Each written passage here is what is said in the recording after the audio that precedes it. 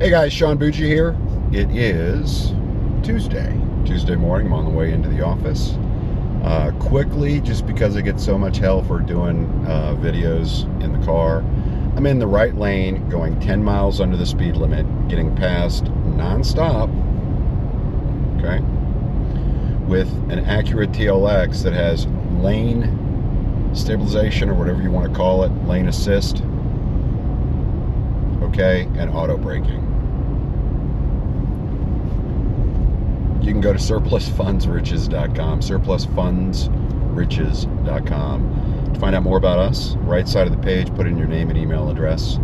That'll get you to our Insider's Guide, which is an overview of all of our programs, many of which we partner with, including flipping programs and overage recovery. Recently did a video on what's going on with us and how many files are getting put under contract, which is pretty amazing. I'm literally planning on walking into the office today and seeing 4 FedEx overnights from mobile notaries from both overage recovery and flipping property deeds, getting deeds back to record. Got a check going out tomorrow to a researcher, house up in High Point. That one should go on the market and sell very, very, very quickly. 2 things I want to cover today. One is the upcoming January 1st launch of the new program. 2 new programs, actually.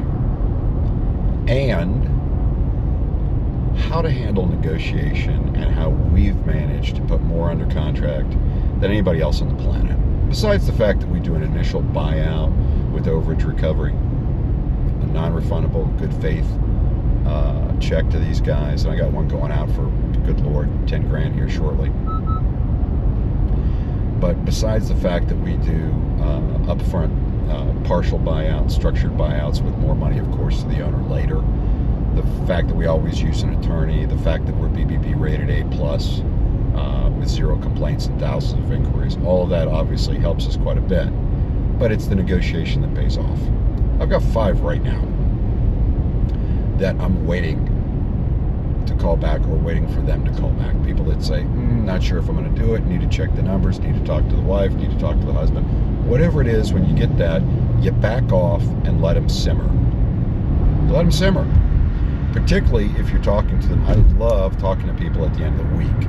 Now, I call them whenever I need to call them. It doesn't matter. But I love calling at the end of the week, particularly with folks that want to hem and haw. And the reason is, I can give them an offer, they can hem and haw, and the entire weekend they're thinking about how they can spend that money.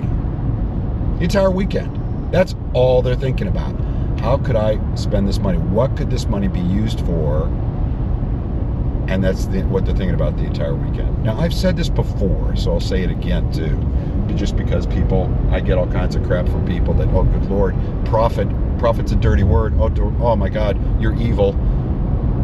Guys, I'm not offering them any less than I would have pre-COVID, pre-unemployment issues, any of that. Offering them the same amount of money. Not gouging them for the situation that we're in right now. Not taking advantage of that. And I refuse to. I'm going to give them a good offer, solid offer. I've got to make profit because I have a full-time staff. I have a $5,000 a week payroll. So I've got to meet my payroll. I've got to put deals together, not only to continue motivating and exciting the folks that have come on board and are working hard for us as independent contractors, but also so I can pay my bills. And I've got some bills to pay. In negotiation, you let them simmer, guys. Let them simmer. Make your best offer. If you do make your best offer, and there are 2 ways to approach this. Either make your best offer and stick to it, period, the end. I don't care if you're $100 apart. See you later. They're not going to respect you if you don't stick to your guns. The other option is to come in a little low and see what's going on. I had a guy recently I'm working on right now. Florida deed flip. Guy is, we're only $2,000 apart. I offered him 20 grand and to pay off his 6,000 in taxes. It's pretty much a lot. It's a mobile home that's shut, so there's really very little profit at that level. He said no. I said, that's fine. Change your mind, give me a call. I need 4 business days minimum notice, closer to 5 really, and it's coming up. First weekend of October, his property goes to sell for foreclosure. Tax zone. Give me a call. Try to sell it. Try to get that out of somebody else in the next 2 weeks. Give me a call if you don't. Give me at least 4 days, maybe 5 days, business days notice, a week, let's call it, right? Give me that so I can make this whole thing work. He says, I gotta have 22. I said, I understand that and respect that. Have a nice day. What, that's it? You're not gonna go to 22? No, it's tight. I've got to move the mobile home off. That alone is going to cost $500 to $1,000 just to sell it as a lot. I'm tight on my numbers. I'm good. Change your mind, give me a call. Calls me back the next day. I let it go to voicemail on purpose. Leaves me a message, hey, I'm willing to do that. I responded back completely truthfully in a text. Got your message? I'll get back to you. And this was last week. Got your message? I'll get back to you. I've got a lot of deals I'm putting together right now. Let me see how much cash I'll have Tuesday or Wednesday. He calls me again Monday, leaves me a message, I'm ready to do the deal. Let me know. Didn't respond. I'm going to let him just simmer and think about it. Take it away. Now, a lot of you guys out there are like, oh man, you got to go down. And Sean, we heard the story about when you were a realtor and what your boss told you. Yeah, my broker in charge told me, Sean, and this is an analogy that's going to make some people cringe, but listen, he said, look, man, I'm impressed with you. He said, you don't just shoot the deer out of the deer stand and then wait for it to die. You go grab your club and go after that thing. You put the deal under contract. I know, poor analogy. Somebody's going to go crazy on me. Please keep it to yourself. Anyway, let them simmer, let them go. And be completely honest in your responses. Don't measure your responses. I'm not saying cuss and all that with these guys. Sometimes that's necessary to get people's attention, especially if they're cussing at you. Just don't lose your cool about it, okay? When you do have someone on the line and then they bail out, ask them why. Ask them why. Listen, I had a guy say, look, I'm going to let it go to tax sale. I don't want to sell it to you. Well, why the hell would you do that?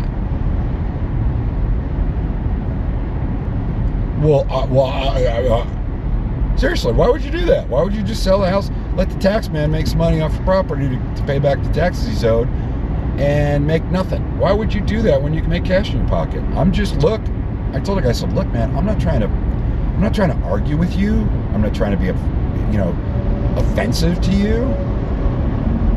Why would you do that? I'm just dying to know. He sold me his property. Just ask questions, okay?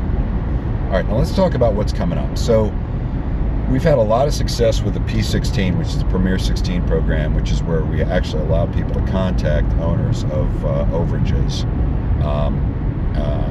to get in touch, find them, get in touch with them, make sure they want to speak with us, and we'll put them under contract. Had a lot of success with that program. We're going to roll that out with the deed flip, and we're going to give, wait for it, instead of 15% in that, we're going to give 30 on the new deed flip program. I don't know if we're going to call it the deed flip 30 or the Sean and Jeff are crazy program. We're going to launch that. The beauty with that is it's pre-taxing, which means that a lot of times either they're still in the property, okay? They're still in that property, so they're really easy to reach. Or if you use white pages, premium, search by the address, you can usually get whoever's living there, if it's not the owner, and they'll give you the owner's number. So it's extremely easy to find these guys pre-tax sale. We've been constantly doing this, guys. We're upping our game on what we pay people. And the reason is we're just all about volume. And let me explain something to you guys too. Because I do get some folks that look at percentages and don't understand what's involved in this business. With the overage program, with a national surplus funds program, we pay at 8% of gross, but all you do is get a list, take that list. We tell you how to get the list. Take that list, research the debt and ownership at the time of the sale, fill out a title worksheet, turn it into us with documentation like the deed. Okay? That type of stuff. Show your work. That's the 8% program, National Surplus Funds. In that program, we're paying the owner at least 50%, sometimes 60%. We're paying you 8%. We're paying an attorney up to 13%. Okay? That's 71%. That leaves 29% to us, less our overhead. Typically, we're at anywhere from 15 to 20%. Well, it's closer to 20% on the 8% program. With the Premier 16, literally paying you that extra money, okay? Because I'm not doing the mailing and I'm not doing the calls, I do have a savings there. But I'm still pretty much, think about it, I'm paying you 16%, the attorney up to 13%, 29%, 50% to the owner, let's say, okay? You with me? 29 and 50 is 79, okay? I've got at least 5% in mobile notaries, okay? Miscellaneous fees that come up, that type of thing. So literally on the Premier 16 program with the overages, I'm giving you half of my net. When you factor in on this new program, the Deed Flip 30 or the Crazy Sean and Jeff thing, and I've got one other program launching, by the way. When you factor that in, okay, 30% of net. Understand, I've got recording fees, mobile notary fees, right? Think about it. I'm paying off the taxes, I'm paying off the owner, I'm paying all of that off.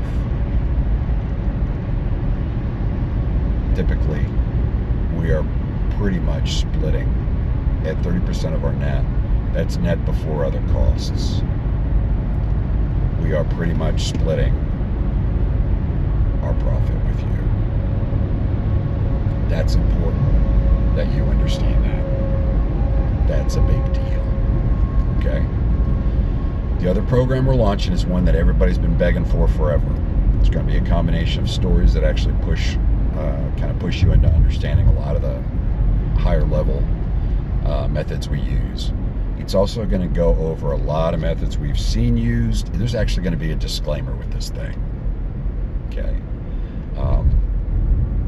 I mean, I don't even know what we're going to call this. But it's very gray area stuff that we've seen in the past. We're putting it out more as a story thing. We're not telling people to actually do this stuff because it's pushing the envelope. But it's stuff we've seen that has worked, and we're going to be throwing that out there. How to use Dropbox escrow boxes for folks when the court wants to send checks to the individual. Not saying we do any of this stuff. Letting you know these are items that some of the things that are going to be covered in the ebook. What we've seen with people taking property pre and before paying off the taxes or the debt, things they've done to earn money in that property. Crazy stuff that I'm not recommending you do, but it's going to be crazy stuff. It's also going to be a conglomeration of a lot of stories, things that have happened to us that give you an idea of what to look out for. Really high level crazy stuff. Anyway, both of those will be launched January 1st, 2021. Just a heads up, guys. Every year, we shut down new book sales. We do not take on any new members from December 1st to December 31st. That will be happening again. Okay? We do that for two reasons. One, we usually go up on price January 1st. So if you're looking at a program, you've been warned. Okay, we take a hard look at what our expenses are, and we price everything accordingly. And I think the fact that we're giving you an opportunity to partner up with us and use our resources, the fact that we were only charging enough to defray the cost of doing that, and support and underwriting and database management and all that, January 1st is usually when we raise prices on our normal stuff. Well, it's usually right after that day. So if you don't buy pre-December, just be prepared. No, I'm not trying to scare anybody or create scarcity or anything else. It's just what we do. I also give my guys a break in December just because it's major holidays. I give a lot of holidays off. We work the snot out of the stuff that's already been turned in, and we still work with our members during this whole period. But we just do not sign up new people. I hope this has been entertaining or enlightening, and I hope you have a great day.